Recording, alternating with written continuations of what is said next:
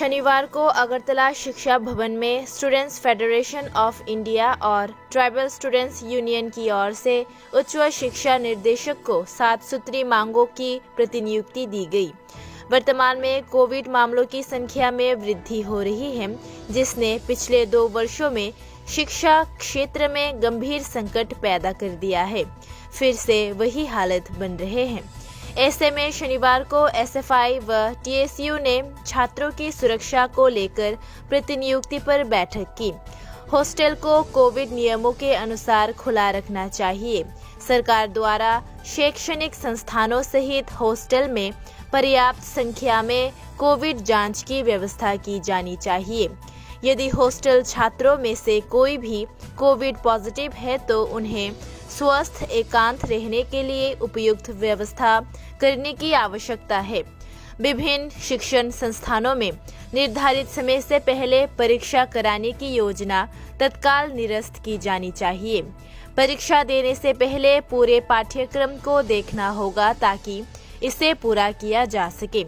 यदि विशेष कारणों से पाठ्यक्रम पूरा नहीं किया जा सकता है तो छात्रों के साथ चर्चा करने के बाद अंतिम निर्णय लिया जाना चाहिए। प्राइवेट शिक्षण संस्थानों के कोविड नियमों का उचित पालन करने के लिए उचित कदम और निगरानी के उपाय किए जाने चाहिए। छात्रों को परीक्षा के दौरान कोविड संक्रमण न हो, ये सुनिश्चित करने के लिए सावधान उपाय करने चाहिए। एसएफआई के राज्य सचिव संदीपन देव ने कहा, राज्य में कोविड प्रभावित छात्रों को भारी नुकसान के दौरान उनके मुताबिक उच्च शिक्षा के प्रधान अध्यापक से डिप्रेशन के लिए समय मांगा गया है, लेकिन समय नहीं दिया गया। एसएफआई के राज्य सचिव का मानना है कि ऐसी महत्वपूर्ण स्थिति में उच्च शिक्षा अधिकारी को समय देना चाहिए। एक प्रतिनिधि दल राज्य उच्च शिक्षा दप्तरेर माननीय अधिकर्तार निकटे डेपुटेशने मिलित होते जाच्छे। আমরা আগেই ঘোষণা দিয়েছিলাম যে ছাত্রদের এই সময়ের 7টি গুরুত্বপূর্ণ দাবিতে সারা রাজ্য জুড়ে আমরা মহকুমা শাসক, জেলা শাসক, জেলা শিক্ষা আধিকারিকদের নিকটে ডেপুটেশন প্রদান করব এবং এই ডেপুটেশনের প্রক্রিয়া চলছে। আমরা দাবি তুলছি যে কোভিডের সময় হোস্টেলগুলিকে বন্ধ রাখা চলবে না। কোভিড বিধি মেনে হোস্টেল চালু রাখতে হবে। হোস্টেলের মধ্যে নির্দিষ্ট সংখ্যায় কোভিড টেস্টের ব্যবস্থা করতে হবে। যদি কেউ কোভিড আক্রান্ত হয়, পজিটিভ আসে, তবে তাকে নিবৃত বাসে রাখার জন্যে যে ব্যবস্থা করা দরকার সেটা দপ্তরের তরফে, সরকারের তরফে করতে হবে।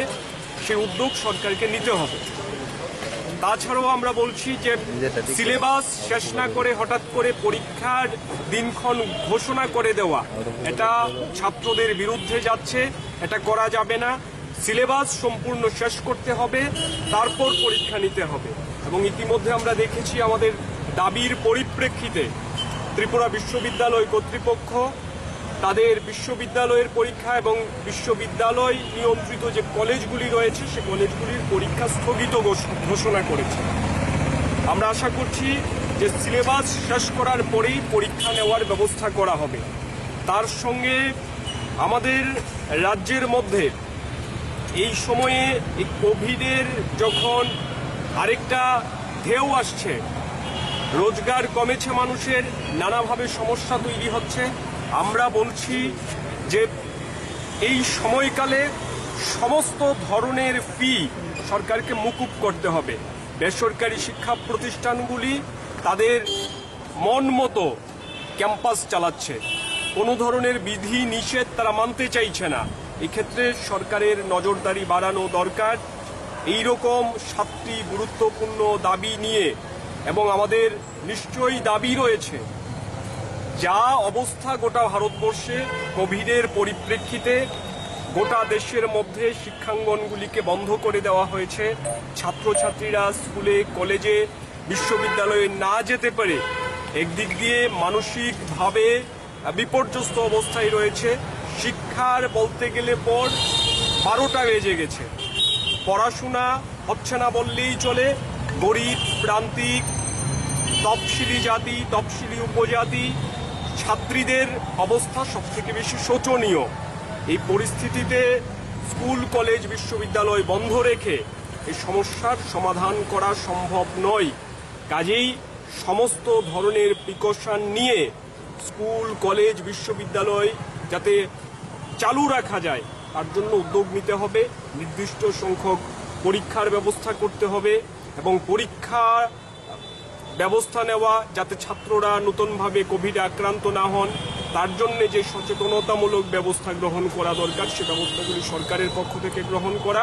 পরীক্ষা সিলেবাস শেষ করার পর নিতে হবে এবং পরীক্ষা নেওয়ার সময় যথেষ্ট সতর্কতামূলক ব্যবস্থা গ্রহণ করতে হবে। এইরকম 7টি দাবিতে গোটা রাজ্যেই আমাদের ডেপুটেশনের প্রক্রিয়া চলছে। বিভিন্ন জায়গা থেকে আমাদের যা খবর যে মহকুমা শাসকেরা জেলা শাসকেরা ডেপুটেশনের জন্য সময় চাইলেও ঠিকভাবে সময় দিচ্ছেন না এবং সর্বোপরি আমরা যেটা দেখেছি আমরা পশ্চিম জেলা শাসকের কাছেও ডেপুটেশনের জন্য চিঠি দিয়ে সময় চেয়েছিলাম, কিন্তু আমাদেরকে আমাদের কথাগুলি তুলে ধরার জন্যে কোনো সময় দেওয়া হয়নি। উচ্চশিক্ষা অধিকর্তার কাছেও এর আগে ডেপুটেশনের সময় চেয়েছি, সময় পাইনি। আজকে উনি সময় দিয়েছেন, আমরা ওনার কাছে দাবি তুলে ধরব। এতে প্রমাণিত হচ্ছে ছাত্রছাত্রীদের কথা কেউ শুনতে চাইছে না।